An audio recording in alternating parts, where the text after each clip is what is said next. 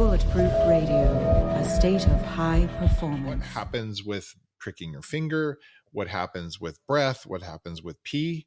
And also, when are we going to get a stick-on keto monitor that just does 24/7? Are you going to make that? So there you go. One question. Give me the technology landscape for people who want to know what their ketones are. All right. So first of all, and we talk ketones, but there are 3 different types of ketones.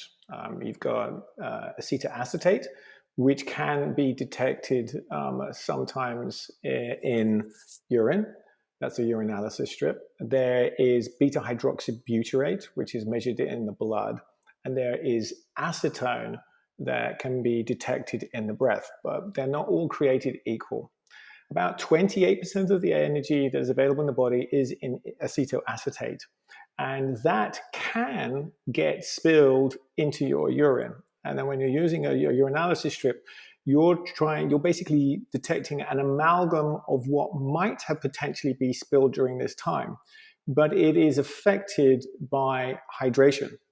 You could be really hydrated, therefore the blood is diluted, therefore it won't really show a quantitative amount. It will show a subjective amount, light pink, dark pink, or is it really, really dark red? Does that mean that I've got ketoacidosis? Because they're originally designed for type 1 diabetics to show a very high amount of ketones. So they're really more of an on-off switch with a bit of gray in the middle. Now, that's why mine didn't work, by the way, back in the 90s, because it was 0 to 50 and I needed 0 to 5, basically. And right? They still haven't changed. They still use a nitrous proside chemical reaction. And, actually Keto-Mojo does have a urinalysis strip, and we put it on Amazon, and it's the cheapest strip that is out there. We don't make any profit, but we actually, if you read the manual in the back there, we'll tell you why it doesn't work. Because we want people not to get ripped off by thinking that they're going to have a urinalysis strip, and then they get stressed and frustrated. So buy it, and there'll be a coupon in there for whatever. Then we come to breath. Now, breath is acetone, and that's sort of like an exhaust, if you will. It represents about 2% of the energy that is in the body. And the challenge with breath meters is you cannot sleuth them for trigger foods, because most of the trigger foods will cause a false positive. Things like alcohol, sugar alcohols, lozenges, gums, and those kinds of things, they can coke the sensor.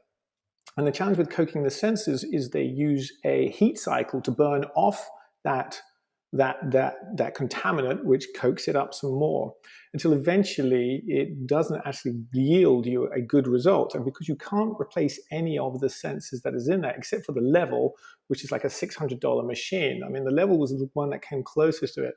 The other ones, generally, they vary too much. So the gold standard is blood. It is, when you have a blood meter, ketone and glucose together, it is a class 2 medical device. And that means it's held to a really high standard of quality, because somebody could be adjusting their insulin to the data that they're receiving. And that has to be right. Otherwise, someone will have a hypoglycemic episode. And you don't have a hypoglycemic episode in the car. So there's a real safety that comes on into play. And so for our meter, not only does it have FDA certification, but it has Euro CE certification. It also has MDSAP certification, and we follow. Even our factory is inspected by the FDA as well to make sure that everything is right. So those are the 3 different types. And blood represents 70% of the energy in the body. It's the gold standard. It is what all the clinicians and researchers use, because it can be correlated back to an ISO.